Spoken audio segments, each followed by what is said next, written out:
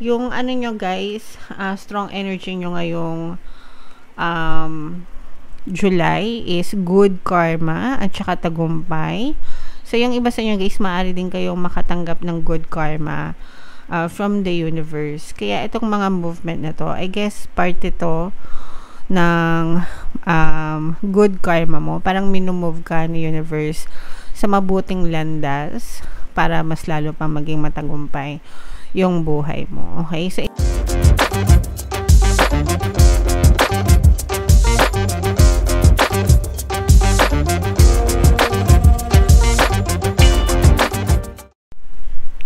hello guys, hello Libra, welcome back to Pinoy Pixie Tarot.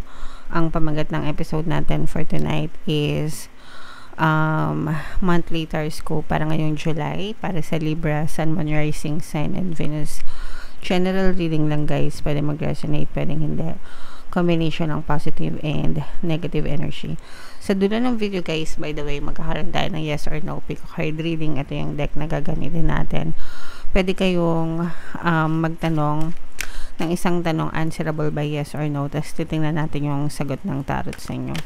So, sa dulo ng video yan guys, kaya make sure na tapusin nyo yung video hanggang sa dulo. So, unahin natin tong deck na to guys. Tingnan natin yung mensahe sa inyo ng inyong mga gabay. We have in the near future. So, ito yung timeline, mga kapiksi, no? Ibig sabihin nito, malapit na guys. Malapit nang mag-manifest yung mga gusto nyo. Malapit nang dumating yung mga signs na inaantay nyo, yung mga sagot sa dasal nyo guys. Answered prayers in the near future. Pwedeng mapatagal pa, pwedeng mas mapabilis, depende kung gaano kayo ka-focus sa inyong mga intentions. Very important guys na palaging nakafocus yung intention nyo dun sa mga bagay na gusto nyo. Your energy flows where your attention goes. So, kung saan nakafocus yung attention nyo, doon din nakafocus yung energy nyo. Mas naha-highlight siya, therefore, mas nagiging evidence siya sa inyong physical reality. So, make sure guys na laser focused kayo, no? Dun sa mga bagay na pinagdadasal nyo mga kapiksi. Another message guys, within the next few weeks, grabe, in the near future na, within the next few weeks pa. So, malapit na ito mga kapiksi. Nagbisayad sigla, excuse me. Within the next few weeks, probably ngayong July, no, since ito yung July reading, mga kapiksi, makita na kayo ng mga evidences sa inyong physical reality. Kahit sabihin natin na hindi siya 100%, pero may mga movement, no, mga movement na nakikita kayo, which means na nagiging favorable sa inyo yung sitwasyon guys. Okay, so i-mind nyo na yan guys.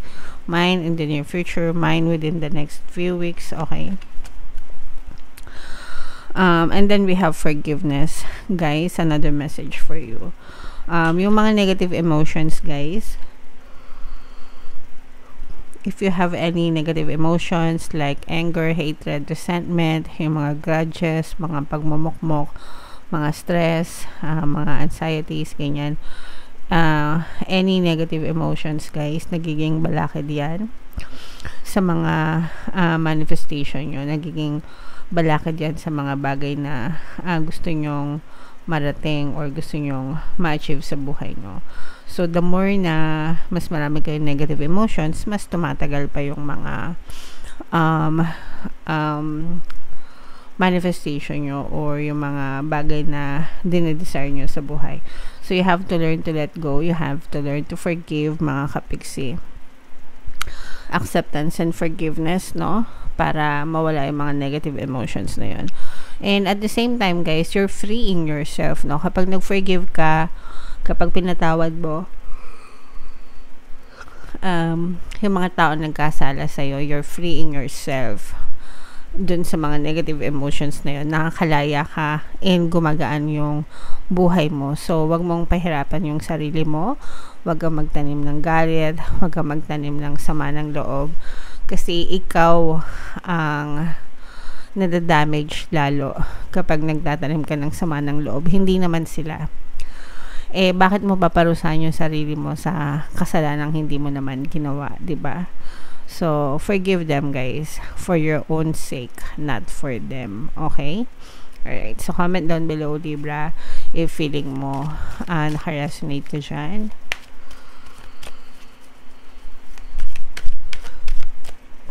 So, hanapin natin yung energy ng Libra, guys. Shuffle ko to. Habang sinashuffle ko to, panoorin nyo muna yung video natin regarding sa ating paano mag-manifest ng abundance video course.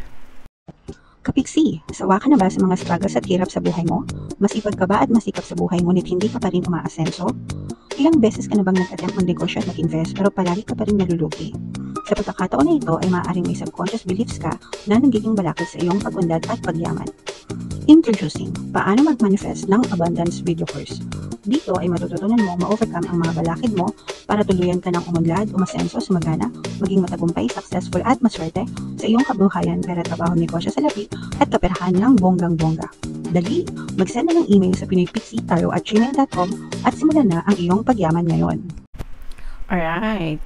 So, sa lahat ng gusto mag-avail ng course, guys, may 20% discount tayo until June 30. I-avail nyo na, guys. Sobrang ganda niyan. Sobrang laki ng discount, guys. Meron din tayong bagong course, paano mawala ang third party at magkaroon ng harmonious na relationship. Para sa mga kapiksi natin na may problema sa third party, no? Pwede kayong mag-avail, guys. 30% discount until June 30 opening sale. Sobrang laking discount. Sobrang ganda ng course, guys. So, Libra, kayo ay nirepresent ng Queen of Swords sa ating spread. This is a very positive energy. May mga negative energy tayo, guys, kasi yung iba sa nyo, parang may mga problema na pinagdadaanan kayo. Pero ito yung nasa buntot na lang. Hindi kayo maka-move on, guys, no? And yun yung kumbaga dapat sana matagal nang tapos na yung mga problema nyo. Pero yung iba sa nyo, parang hindi kayo maka-move on, hindi kayo maka-move forward, nahihirapan kayo mag-let go. And sabi ko nga, kagaya nga nung in-explain ko sa inyo kanina, guys, kapag ka walang forgiveness, nahihirapan mag-move on, nahihirapan mag-let go, and kayo yung nagsasuffer. So, if somebody did you something, guys, kung may gumawa sa inyo ng hindi maganda and nagsasuffer kayo right now, patawarin nyo for your own sake, hindi para sa kanila. Kapiksi, paano ko papatawarin? Hindi naman humihingi ng tawad sa isip nyo, guys. You can imagine them asking you for forgiveness, no? Imaginein mo, kaharap mo siya, kausap mo siya. Imaginein mo na nagsasorry siya sa'yo, and then imaginein mo na sinasabi mo sa kanya na I'm forgiving you, I'm letting you go. Ganyan, okay? And yeah. So, the effect is the same, mga kapiksi, because your subconscious mind doesn't recognize if it's real or not. Ang importante is na i-embed yung image dun sa subconscious mind mo. And para makalaya ka dun sa mga negative na emotions, mga kapiksi, kasi yan yung nagiging cause ng suffering mo. Okay?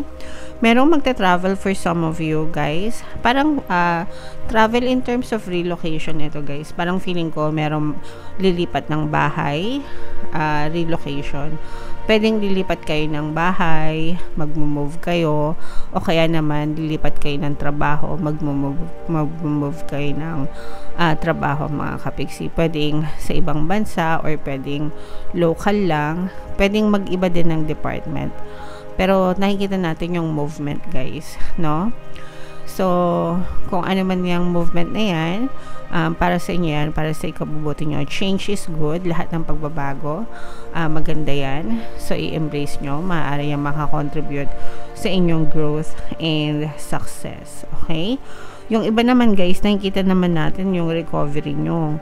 Pagkatapos ng mga problema nyo, kapag nalampasan nyo yung mga problema nyo, guys, parang panibagong simula ito, bagong chapter ng buhay mo, and unti-unti ka namang makakabangon sa mga problema. So, sikap lang, guys, sikap at syaga.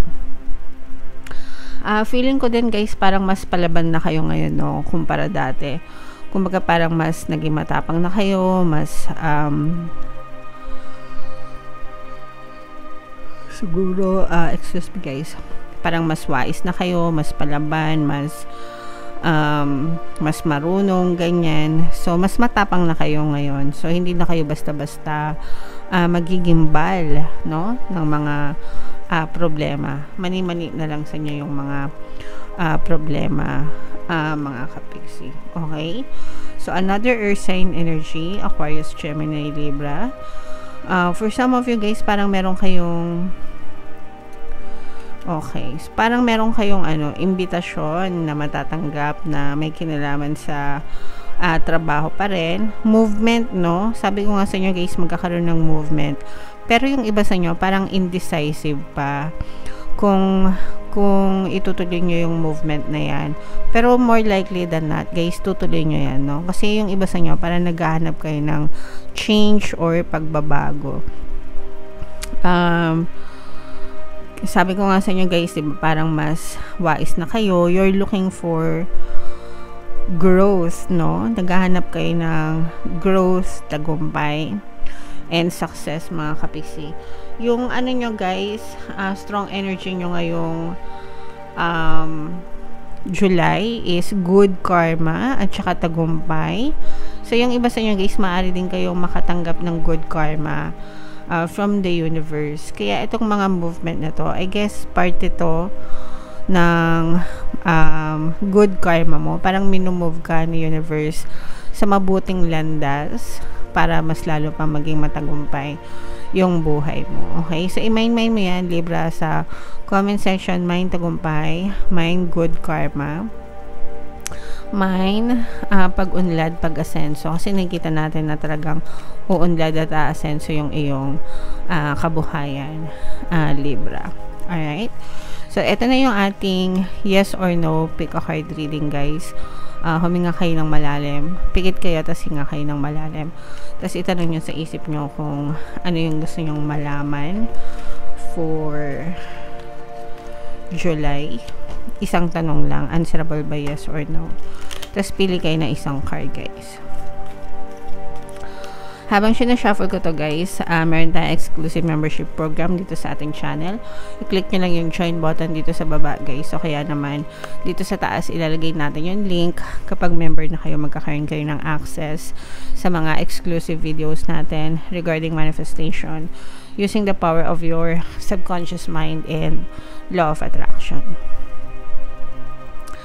Alright, so hinga ng malalim guys, tapos itanong nyo yung tanong nyo sa isip nyo.